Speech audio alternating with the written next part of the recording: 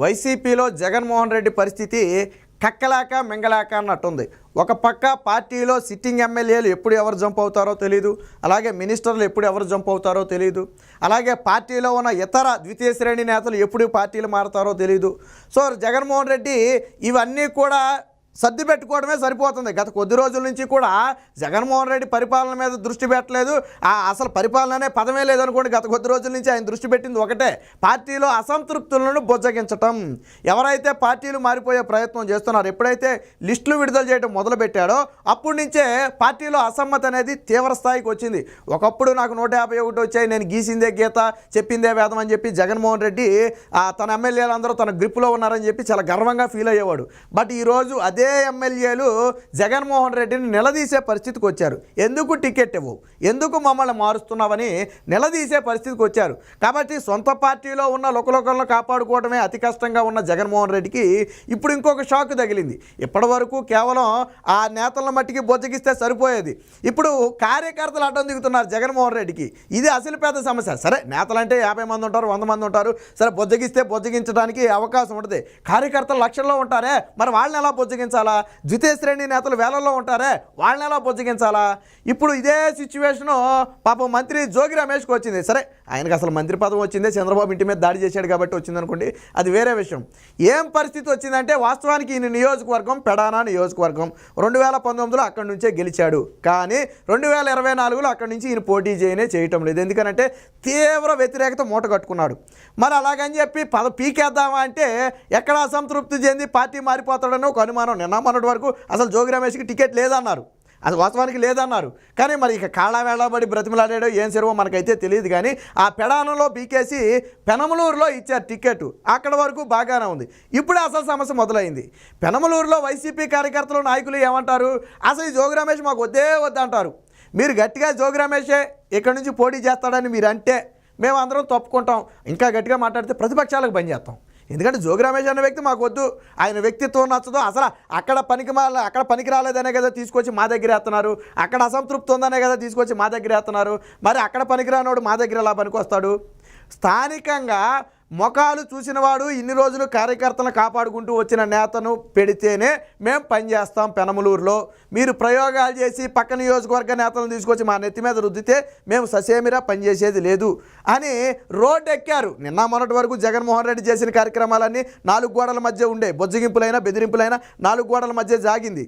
కానీ ఇప్పుడు కార్యకర్తలు ద్వితీయ శ్రేణి నేతలు రోడ్డు ఎక్కారు. సో జగన్మోహన్ రెడ్డి పరువు మొత్తాన్ని ఎక్కడ పెట్టారు? నిన్నటి వరకు 4 గోడల మధ్య ఉన్న పరువు ఈరోజు బజారును పడే పరిస్థితికి వచ్చింది. వాళ్ళు చెప్పే దాంట్లో కూడా ఒక వాస్తవం ఉంది. ఎందుకంటే 5 ఏళ్ల పాటు కార్యకర్తలను కంటికి రెక్కలా కాపాడుకుంటూ వచ్చిన వాళ్ళని వదిలేసి ఇప్పుడేదో సర్వే రిపోర్ట్ ఉంది కదా అని చెప్పి దాన్ని పట్టుకుని నా ఇష్టం వచ్చినట్టు నేను మార్చేస్తా, నన్ను ఎవడూ ప్రశ్నించడంటే అన్ని రోజులు పనిచేసిన కార్యకర్తలు చూస్తూ ఊరుకోరు కదా.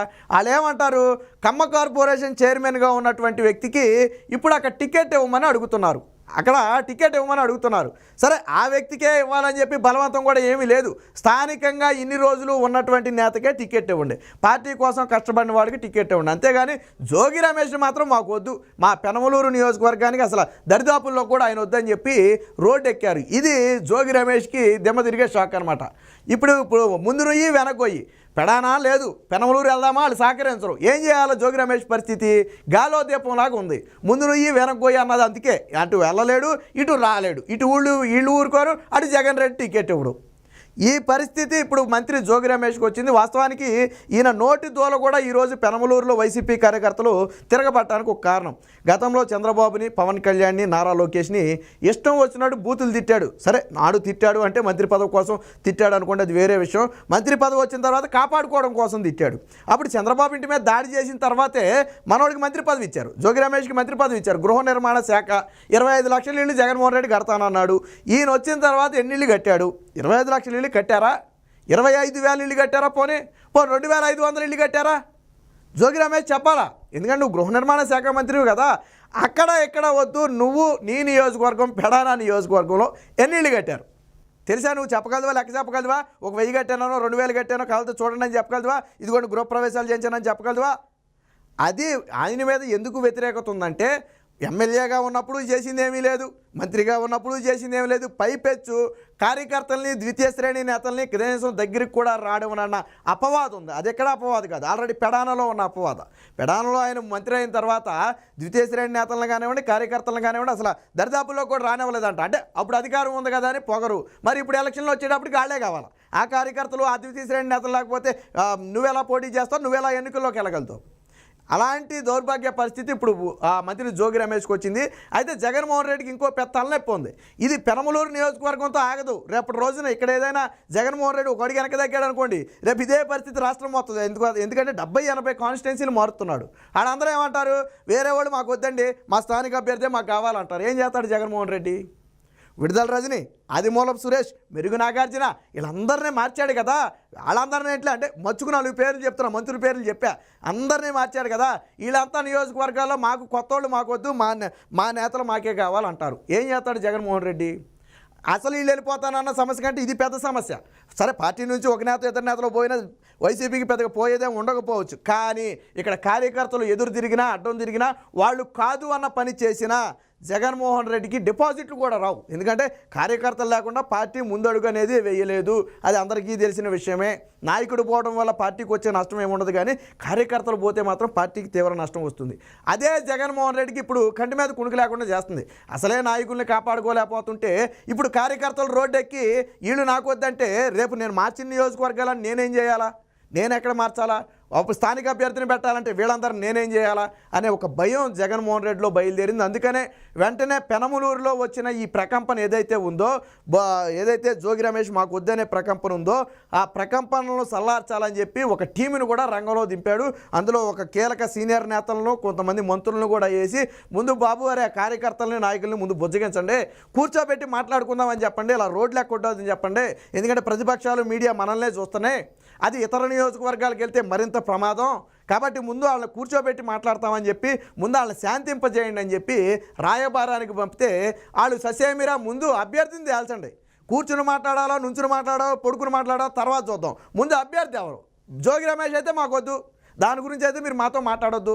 స్థానిక అభ్యర్థికి ఇస్తారా లేదా మేము చెప్పిన అభ్యర్థికి ఇస్తారా, ఆ విషయం తేల్చండి అని చెప్పి వాళ్ళు గట్టిగా డిమాండ్ చేయడంతో ఈ చల్లబరచడం కోసం వెళ్ళిన టీం కూడా అన్నీ మూసుకుని వెనక్కి రావాల్సిన పరిస్థితి. అంటే వైసీపీలో ప్రకంపం చూడండి. నిన్న మొన్నటి వరకు జగన్మోహన్ రెడ్డి ఎంత ధీమాగా ఉన్నాడంటే అసలు నేను గీత గీస్తే ఆ గీత చెమ కూడా దాటదు నా పార్టీలో అని జగన్మోహన్ రెడ్డి ఒక ధీమాతో ఉండేవాడు. ఈరోజు స్థానిక నేతలు, కార్యకర్తలు, ద్వితీయ శ్రేణి నేతలు కూడా జగన్మోహన్ రెడ్డిని నిలదీసే పరిస్థితి వచ్చింది. ఎప్పుడైనా పార్టీలో అహంకారం అనేది పార్టీకి ఎప్పుడూ ప్రమాదకరమే, అలాగే ఏకపక్ష నిర్ణయాలు కూడా ఎప్పుడూ పార్టీకి ప్రమాదకరమే. అందుకు వైసీపీ పార్టీయే ఉదాహరణ. ఏది ఏమైనా జోగి రమేష్కి అయితే అతిపెద్ద చిక్కొచ్చి పడింది. అది జోగి రమేష్ ఒక్కడితో పోదు, రేపు వైసీపీ పార్టీ మొత్తానికి కూడా ప్రకంపనలు పుట్టించే విధంగా అయితే దూసుకుపోబోతుంది. మరి కార్యకర్తలను ఏ విధంగా అడ్డుకుంటాడు, సొంత పార్టీ నేతలు బయటికి వెళ్లకుండా జగన్మోహన్ రెడ్డి ఏ విధంగా అడ్డుకుంటాడనేది వేచి చూడాలి.